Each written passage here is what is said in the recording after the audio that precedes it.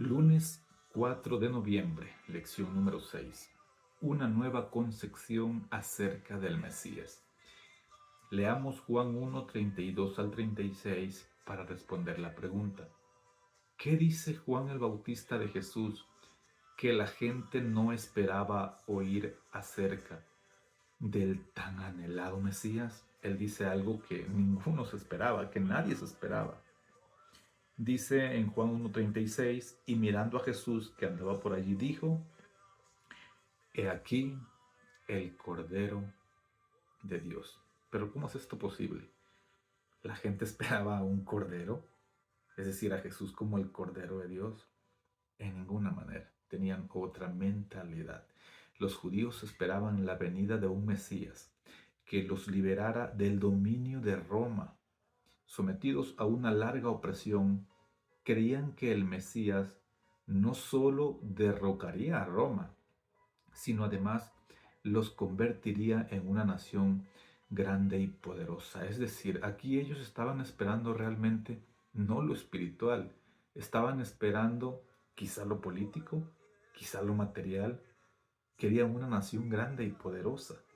Sin embargo, las palabras de Juan, que llamaba a Jesús el Cordero de Dios, aunque apuntaba directamente a un sacrificio expiatorio, probablemente fueron mal interpretadas por la mayoría de los oyentes. Es posible que no supieran de qué estaban hablando. Y así es. Si nosotros cuando empezamos a leer la Biblia, empezamos a leer de los corderos, del macho cabrío, de las señales, Apocalipsis, ni siquiera entendemos. ¿Por qué? Porque no tenemos el conocimiento.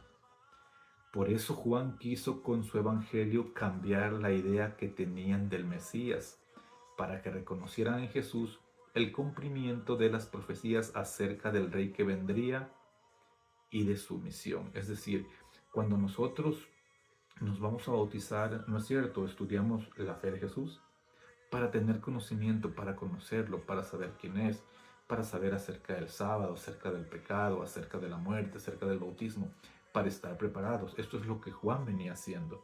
Jesús no venía como líder político militar, sino para ofrecerse como sacrificio por los pecados del mundo. Estas personas estaban enfocadas en el maltrato, sí, en la injusticia, en la esclavitud hasta cierto punto, en la pobreza, pero no estaban enfocados en el pecado que los mataría espiritualmente. Dice que ese era su propósito. Solo después de eso y cuando todo hubiese terminado, vendría el reino final, que lo vemos en Daniel 7:18. Entonces Jesús tenía que venir a morir como un cordero para expiar todos los pecados y posteriormente expandir su evangelio, y todo aquel que lo acepta, o todos somos su creación, pero si lo aceptamos por medio del bautismo, somos hijos adoptados, y si tenemos la fe de Jesús y si obedecemos, al final del día nos iremos con Él ¿a dónde? Al cielo. Cuando en ocasión del bautismo de Jesús, Juan lo señaló como el Cordero de Dios, una nueva luz resplandeció sobre la obra del Mesías. La mente del profeta fue dirigida a las palabras de Isaías: como cordero fue llevado al matadero. El deseo de todas las gentes, página 110. Juan el Bautista dice en Juan 1:31, yo no lo conocía. Wow, él no conocía al Cordero de Dios. ¿Cómo pudo entonces reconocer a Jesús como el Mesías? La respuesta es que el Señor que envió a Juan le había dicho antes, le dio una señal: aquel sobre quien veas descender el Espíritu y permanecer sobre él, ese es el que bautiza con Espíritu Santo. Aquí había algo muy importante. Tendría que haber una señal y él así lo pudo reconocer. Yo lo vi, y nuevamente dice, y he dado testimonio de que este es el Hijo de Dios. En otras palabras, fue Dios quien reveló a Juan que Jesús era el Mesías. Cristo es el poder de Dios y la sabiduría de Dios, nos dice 1 Corintios 1:24.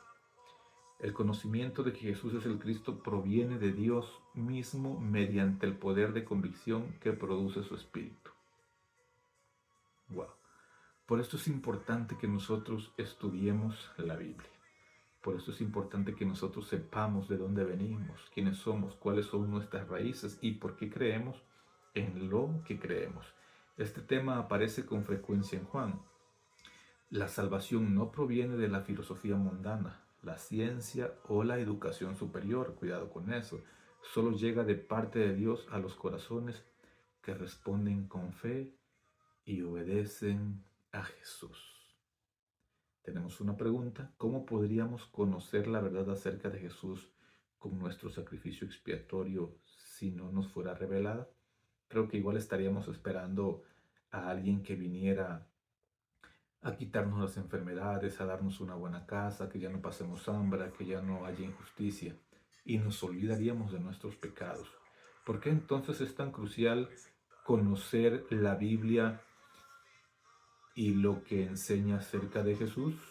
¿Por qué es tan importante? Porque si nosotros no leemos las escrituras, que son las que dan testimonio de Él, no sabremos quién es Jesús. Y simplemente lo conoceremos o sabremos de Él de oídas, pero no lo conoceremos en espíritu y en verdad. Entonces es importante que estudiemos, que nos empapemos del conocimiento de Jesús, de su vida, de lo que fue, de lo que hizo y de lo que aún hará, porque Jesús volverá. Recuérdate que Él dijo: voy pues a preparar lugar para ustedes, pero voy a volver por ustedes, para que donde yo esté, vosotros, tú y yo, estemos. Que el Señor te bendiga.